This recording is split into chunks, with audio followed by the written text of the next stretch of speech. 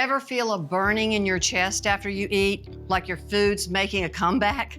That's not just annoying, it's your body waving a red flag. I'm Brenda Watson, and today we're diving into what causes heartburn, how it can turn into something more serious, and most importantly, my top 7 strategies to calm it down. Heartburn is that painful burn in your chest or throat. It happens when stomach acid sneaks up into the esophagus, the tube that connects your mouth to your stomach. The usual culprit is a condition called acid reflux.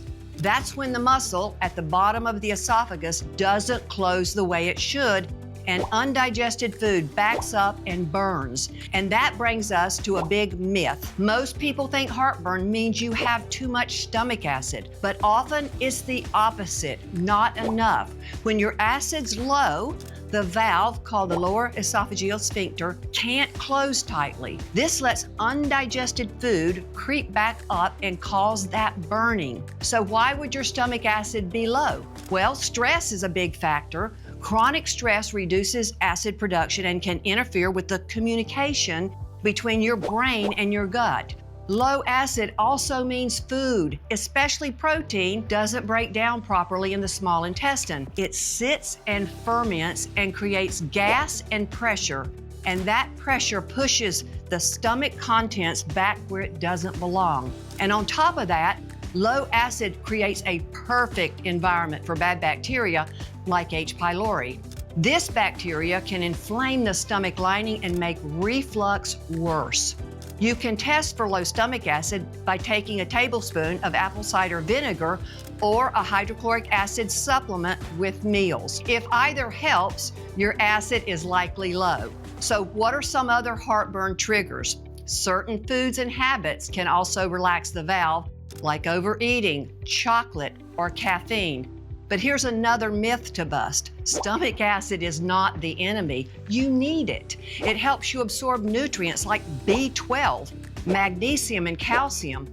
It kills bad bugs, and it's a key part of your immune system. When you block acid for too long, things go wrong. And you can end up with nutrient deficiencies, fatigue, osteoporosis, an increased risk of pneumonia, and possibly cancer. And the longer you're on acid blockers, the harder it is to stop. Your body can rebound and overproduce acid, making things worse when you try to wean off. So what can you do instead? Here are my top 7 strategies to calm heartburn and support healing. 1. Eat smaller meals. 2. Stay upright after eating for at least 2 to 3 hours before you lie down.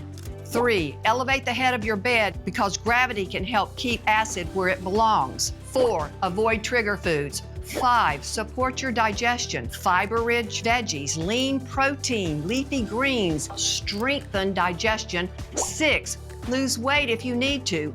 Extra belly weight adds pressure to your abdomen, and that can make reflux worse. 7. Manage your stress. Stress slows digestion and makes your body more sensitive to acid. Now, if you're on PPIs or antacids, please don't stop these cold turkey. Taper to prevent rebound effect, which actually spikes acid production. I've linked my acid blocker recovery plan below. It can help guide you through it. And here are 3 natural tools I recommend that can support you along the way. 1. Supplement with L-glutamine. L-glutamine is an amino acid that helps heal the gut lining. Aim for 5,000 to 6,000 milligrams every day on an empty stomach. 2. Take digestive enzymes. They help break down food so it doesn't ferment and create pressure. 3. Soothe with things like slippery elm tea, ginger tea, or aloe vera juice.